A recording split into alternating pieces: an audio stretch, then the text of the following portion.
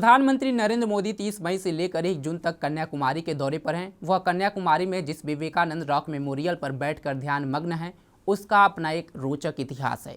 ये वही शिला है जिस पर स्वामी विवेकानंद ने 1892 में बैठकर एक समय ध्यान लगाया था। 1892 की ये तारीख इसलिए भी खास है क्योंकि कन्याकुमारी में ध्यान करने के करीब साल भर बाद ही विवेकानंद ने शिकागो की धर्म संसद में एक ऐसा भाषण दिया था जिसे सुनने के बाद पूरी दुनिया अचंभित रह गई थी।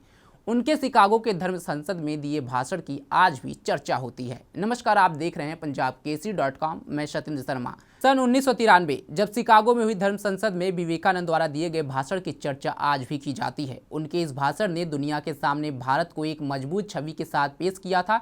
आज हम आपको बताने जा रहे हैं कि आखिर स्वामी विवेकानंद ने शिकागो की धर्म संसद में अपने भाषण में ऐसा क्या कहा था जिसकी वजह से पूरी दुनिया उनकी मुरीद हो गई थी। अपने भाषण के दौरान स्वामी विवेकानंद ने कहा था कि अमेरिकी भाइयों और बहनों, आपसे जिस स्नेह के साथ मेरा स्वागत किया उससे मेरा दिल भर आया है। मैं दुनिया की सबसे पुरानी संत परंपरा और सभी धर्मों की जननी की तरफ से धन्यवाद देता हूँ। मैं सभी जातियों और संप्रदायों के लाखों करोड़ों हिंदुओं की तरफ से आपका आभार व्यक्त करता हूँ। उन्होंने आगे कहा कि मैं इस मंच पर बोलने वाले कुछ वक्ताओं का भी धन्यवाद करना चाहता हूं, जिन्होंने यह जाहिर किया कि दुनिया में सहिष्णुता का विचार पूरब के देशों से फैला है। मुझे गर्व है कि मैं उस धर्म से हूं जिसने दुनिया के सहिष्णुता और सार्वभौमिक स्वीकृति का पाठ पढ़ाया है। हम सिर्फ सार्वभौमिक सहिष्णुता पर ही विश्वास नहीं करते हैं, बल्कि हम सभी धर्मों को सच के रूप में स्वीकार करते हैं। स्वामी विवेकानंद ने अपने भाषण में कहा कि मुझे गर्व है कि मैं उस देश से हूं जिसने सभी धर्मों और सभी देशों के सताए गए लोगों को अपने यहाँ शरण दी है। मुझे गर्व है कि हमने अपने दिल में इजराइल की वो पवित्र यादें संजो कर रखी है जिनमें उनके धर्मस्थलों को रोमन हमलावरों ने तहस नहस कर दिया था और फिर उन्होंने दक्षिण भारत में शरण ली।